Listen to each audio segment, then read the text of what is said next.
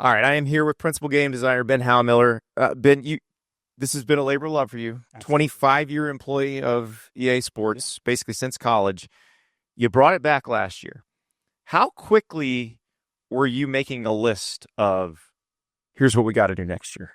I mean, it's so funny you say that because as someone who worked on this game for a decade before, right? Right. The last game that shipped that didn't have me involved was NCAA 04. So I feel like I've grown up with this title. And it goes away for 11 years. So I've been building this in my head for 11 years. I'm just now getting a chance to implement things that I've been thinking about for a long time. And I'm not the only one like that. We've got a bunch of people on this team that are huge fans that have always come to the table of like, I want to do this. I want to do that. Yeah. But also, too, as we said, the world of college football keeps changing and keeps evolving. So like we just put in the new playoff rules this last week. It got announced and the straight season the game. 4 hours. 4 hours. That's not bad. That's pretty good. And well, I remember when I was here last year, when we got to play the game, the first thing I did is I did a game at Lane Stadium. Yep. And I was like, wait, there's no entertainment. And you're like, hey, licensing music is expensive, sir. And then the trailer pops out. Yeah. First thing I hear, and it's I've already played it at Lane Stadium. That entrance is unbelievable. Oh, and I mean, what a difference a year makes. Yeah. Last time we were talking last year, we didn't quite know what this was going to be for us. Yeah. That it was going to be this cultural phenomenon that it turned into.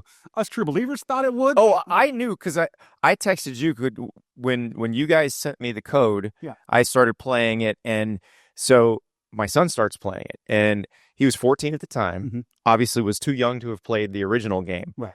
He's texting his friends within 20 minutes saying, this is the greatest video game of all time. And I texted you, I'm like, market research in my house says you're going to do just fine with this thing. I love that sample size. We don't need more. That's right. Exactly. Exactly. But I mean, that is one of the more interesting things to me is because I'm around, I have a teenager, so his friends were always over playing the game. Like they were just like us at the same age. Yeah. And I heard you guys talking about that. I think you and Andy, or you and Ari were talking about that last week. Yeah. It feels like you hit that nostalgia itch, but also too modernized it in a way. And that's exactly what we were going for. Was we couldn't just repurpose the old game, something that's changed since then, but we also couldn't just go completely in a whole new direction. People have things they expect, so that's what we kind of did for year one, and now we're building on that. Well, that's the part I like because you were as nerdy about college football as I am, so these things do matter. Like, so I grew up a South Carolina fan. My first game in person was at Williams-Brice Stadium, the 2001 entrance and all that, and it wasn't there. Like they were like, oh, well, that Sandstorm's their song. No, this year you got the whole thing. So if you play a night game at Williams-Brice Stadium, Cocky comes out of the cockaboose and they're playing the theme from 2001, and I don't know the German name for it. I'm sorry, right? But it's just. That level of detail is what gets me every time. And that's what we love, right? We are college football fans through and through. As I said last year, right? I watch more college football by 3:30 opening weekend than NFL the entire year. And that's because I love to consume everything about this sport. And the minutia of this sport makes so much fun for a game to be able to build and see it in there. And so you see things that we've added this year, these small touches that we do because we listen to what fans wanted to say. And also, too, like the quality of life stuff. If you're playing this game for 1,000 hours, those little things can annoy you to no end. And we know that. They annoyed us because we're playing it, too. That's Ari. He's a 1,000-hour player for sure. So, yeah, and it is amazing that just some of the little touches where to pull the player card up, you can always just do that. Now you don't have to back out of the menu to do that. And things were just too hard to get to sometimes. Yeah. So that's what we wanted to make it of, like, you can play this game for that long and those little things just irritate you. We had to get those out to be able to make you want to play things longer and longer, add new things, refine some things that we didn't quite get right the first time, just making an evolutionary process. I'm always more interested in gameplay itself. And just the little bit I've gotten to play so far. You brought in the tackling system that Madden introduced last year. I love that because I feel like I'm more in control, but I got to tell you, block steering is my favorite thing as someone, and I don't know, like some of you guys out there might play as linebackers, might play as DBs. I play as a D end or a D tackle every play when I'm on defense. And like I was Will Help from Clemson, the Purdue transfer. Like Dabo took a transfer. Well, that dude can steer people, right? Because you would, to dumb it down, like you guys have a system where the D lineman can actually, if he is good enough, make the offensive lineman kind of move where he wants him to. Right. And I mean, that's true to life, right? It's things that we're trying to add to the game that make it more authentic, more realistic, give you more control and more options. We were saying before, it wasn't that long ago where defensive logic was just chase ball. Yeah. Snap of the ball, defensive players just, where's the ball? Go get it. Yeah. And now you've got stunts and twists. You've got things like steering. You've got all these different elements, run fits that we added a few years ago that really add more logic and complexity to the game. Well, talking to Anthony, who works on your playbooks, I don't think people appreciate what level of work is going in, because Anthony's doing Zooms with defensive coaches saying, how do you play this? Yeah. How do you fit this particular formation or this play out of this formation? And he's explaining to me how that all works now. And I'm thinking, I don't even know that 90% of the people who play this game are going to appreciate that, but the 10% who do are going to really appreciate it. And that's why I love a guy like Anthony being here and you getting a chance to talk to him, because we're not just like video game nerds.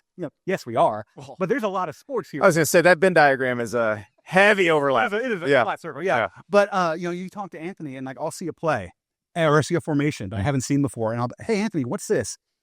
30 minutes later, he's giving me the full breakdown of the coach that invented it, all the places. Like, he is just this walking knowledge. Yeah. And his Rolodex of coaches he talks to just helps us make the game better. So I asked Lane Kiffin the other day if he got any approval over his animations. He says no. Right. Have you gotten feedback from the coaches on their looks? Because some of the, like, I gotta say, Sark, you nailed. So the hair is perfect on Sark. When I saw that for the first time, I was like, okay, that's him. Yeah. That. Like, there's pieces about things of coaches to make them look like themselves. And so most coaches have not seen their likeness yet. I think some will see that for the first time today with the trailer that goes out. We have plenty more to go with that. But yeah, it's kind of hitting that piece of the authenticity and what they look like and trying to make the coaches feel like themselves. And how big was it to get coaches into the game this time? Because, okay, they're big in the NFL, but coaches are a bigger deal in college football. Right. Yeah. And so that was a big undertaking for us this year. We started with players last year. That was a conscious choice. We said, if we're coming back and we have the chance to put players in, that's the focus. Don't put anything else in that's going to draw an eye away from it. Go with players first year. So we did that. Now we're coming back and adding coaches, head coaches and coordinators. Yeah, so I didn't realize it. You pull up the screen today, and there's James Franklin, and nailed James Franklin too, by the way, or Keegan-Michael Key, depending on if he's playing James Franklin. But nailed James Franklin, and then you're like, oh, but if you want to be Andy Kotelnicki or Jim Knowles, you can. You can, right.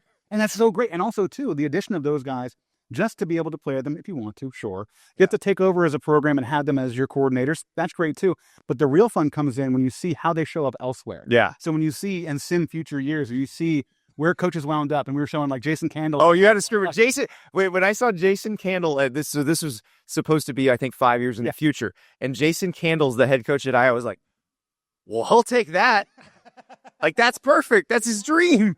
So you see those sort of things, like, Alex Golish was at Penn State future year. Yeah. And just, it's so much fun to add. Like, that stuff was happening last year. Yeah. But you didn't recognize it because they were all fake names. Now you've got real coaches in there that you're like, oh, where's Dan Mullen going after he leaves UNLV? Like, you can see in this game. Oh, yeah. Where I might go. And also you've added more levels of detail because as you pointed out to me when we were playing out there, somebody was playing at Florida State, and you're like, look at the new Doak Campbell Stadium, and your alma mater is get a chance looking good before it actually happens in real life. That's another fun part is some of the new pieces you see. You guys play a great game of, can you tell where this player went to the transfer portal? Yes. This game will make you know that so much better. You played the Ari game for a week and then played that. Oh no, we are playing Whose Team Is It Anyway with Ari before the game comes out because I don't want him to cheat. It's so much harder. But then all of a sudden you start playing the game and you pick up and you're playing against a random team. You're like, oh yeah, that's where he went.